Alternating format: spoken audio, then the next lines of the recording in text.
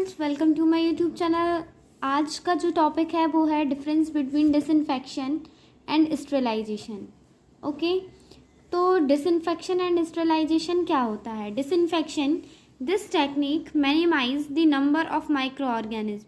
ये टेक्निक क्या करती है? मिनिमाइज करती है number of micro organism but does not eliminate them completely. बट ये जो माइक्रो ऑर्गेनिज्म को कंप्लीटली एलिमिनेट नहीं कर पाती है, मतलब ख़त्म नहीं कर पाती है माइक्रो ऑर्गेनिज्म को, सिर्फ मिनिमाइज करती है disinfection.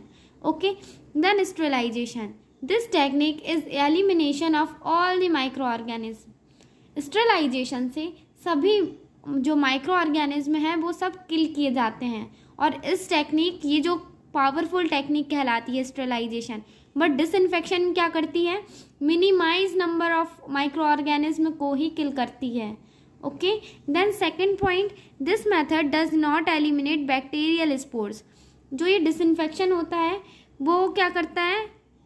Does not eliminate bacterial spores. जो बैक्टीरियल स्पोर्स होते हैं, बैक्टीरियल स्पोर्स मतलब बैक्टीरियाज, ठीक है, इनको क्या नहीं कर पाता, ये एलिमिनेट नहीं कर पाता है। Okay, then sterilization, this method kills bacteria as well as vegetative spores. ये बैक्टीरियल सेल्स और बैक्टीरियाज को तो किल करती ही है, साथ ही साथ वेजिटेटिव स्पोर्स को भी किल करती है। ओके, देन थर्ड पॉइंट है, it is not an absolute condition. ये एक एब्सोल्यूट कंडीशन नहीं है। ओके, मतलब ये ना परमानेंट तरीके से नहीं करती है किसी भी चीज़ को kill. Okay, then it is an absolute condition. Sterilisation क्या है? एक एब्सोल्यूट कंडीशन है माइक्रो ऑर्गेनिज्म को एलिमिनेट करने की। देन फोर्थ है, disinfection method is used for recontamination of surface and air. ये जो डिसइंफेक्शन मेथड है वो क्या है? वो यूज़ की जाती है डिकॉन्टिमिनेशन ऑफ सरफेस एंड एयर। मतलब डिसइंफेक्शन मीन्स तो आपको पता चल ही गया होगा, ये क्या करता है? माइक्रो ऑर्गेनिज्म को एलिमिनेट करने की प्रोसेस है डिसइंफेक्शन। और ये यूज़ क्यों की जाती है? Decontamination of surface and air. जो भी डिकॉन्टिमिनेशन हो, डिकॉन्टामिनेशन मतलब जो भी बैक्टीरियाज और वायरस हो जिस भी चीज़ में, सरफेस पे या फिर एयर पे, वो उसको क्या करता है? डिसकॉन्टिमिनेट करता है, और क्या करता है? डिसइंफेक्शन मेथड से उसको किल कर देता है। Then sterilisation method is used for decontamination of food, surgical equipments and instruments and several medicines. जो स्टेरिलाइजेशन मेथड होती है वो यूज़ की जाती है डिकॉन्टामिनेशन ऑफ फूड, मतलब फूड को भी स्टेरिलाइज किया जाता है, सर्जिकल इक्विपमेंट्स को, इंस्ट्रूमेंट्स और सेवरल मेडिसिन्स, इन सभी को क्या किया जाता है? स्टेरिलाइज किया जाता है। देन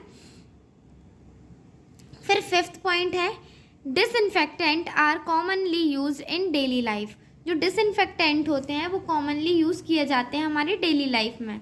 देन फिफ्थ है, sterilization is use in surgical operations. जो स्टेरिलाइजेशन है वो यूज़ किया जाता है सर्जिकल ऑपरेशंस में and various labs where sterile condition are a prerequisite. मतलब जो भी स्टेरिलाइजेशन प्रोसेस है वो यूज़ की जाती है हमारे सर्जिकल ऑपरेशंस में एंड वेरियस लैब्स में। जो भी लैब्स होते हैं, लैबोरेटरी टेस्ट किए जाते हैं जहाँ पर, वहाँ पर भी हमें स्टेरिलाइजेशन का बहुत ही ज़्यादा ध्यान रखना पड़ता है। ये प्री रिक्वायर्ड प्रोसेस है किसी भी फेज के कंप्लीट होने की। ओके, देन सिक्स्थ पॉइंट है, disinfection process do not require a strict guidelines to be followed. जो डिसइंफेक्शन प्रोसेस होती है उसमें कोई भी स्ट्रिक्ट गाइडलाइंस नहीं होती हैं।